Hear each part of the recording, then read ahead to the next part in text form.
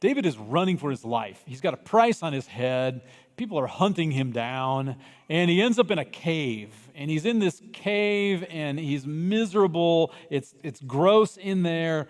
And he says this, I cry aloud to the Lord. Out loud. He's crying out loud to the Lord. I lift up my voice to the Lord for mercy. I pour out my complaint. Before God, I tell my trouble. Listen to my cry, for I am in desperate need. Rescue me. Set me free. I love the honesty here.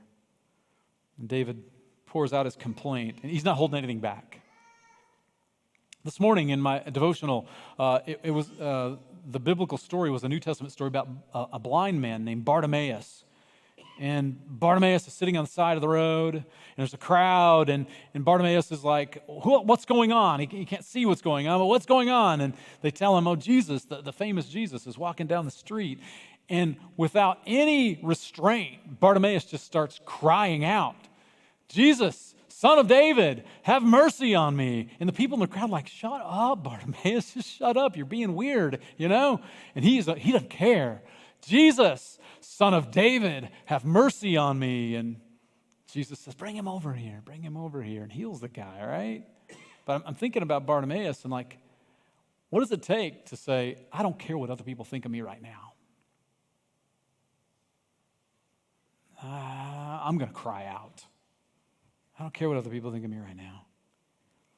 When you have a heaviness of soul in the present, you just got to let it rip and cry out to God. You be honest with God about how you feel and don't hold back. Just say what it is. What is it? I'm confused, God. I'm angry. And here's why. I'm upset. God, I don't understand you. Why is this happening? God, I need you right now. I'm in desperate need. I'm crying out to you from the depths of my soul. I don't like this, God. Where are you? And if you think that that's something that Christians shouldn't do, you haven't read the book, have you? Because over and over and over and over again, people in our scriptures cry out these gut-wrenching cries to God. God invites it. In the New Testament, Peter wrote this, cast all your anxiety on God because God cares for you.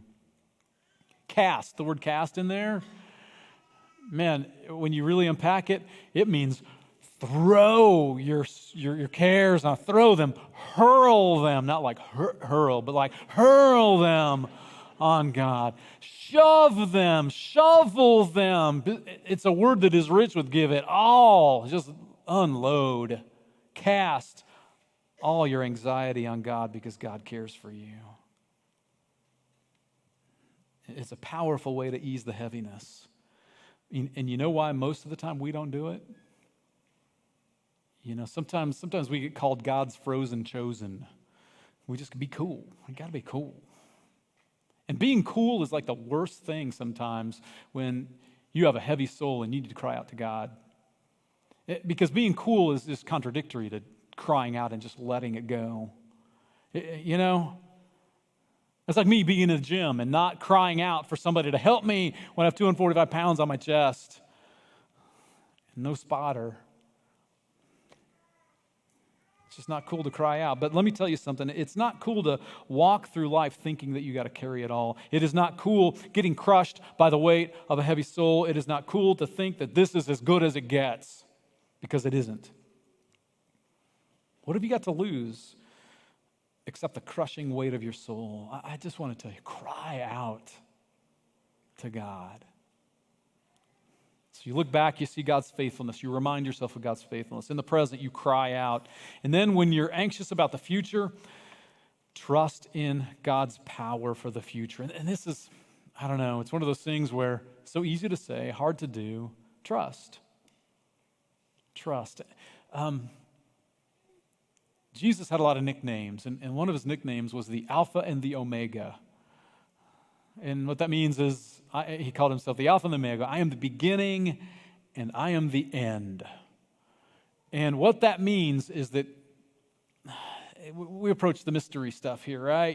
What that means is that Jesus is saying, I'm present in all the things that are past. I'm present in the present. I'm present now in all the things that are in the future, which is really good news. When you're worried about the future, you can say to yourself, all right, Jesus is already there. It's not like you enter into the next day, minute, hour, whatever it might be, and Jesus is by your side, and it's like, oh, I've never seen this before. Jesus is like, I've been here, I am here, I'm here with you now. He's already in tomorrow. That doesn't make it easy to trust him. But maybe there's something within that says, okay, if Jesus is already there, it's going to be okay.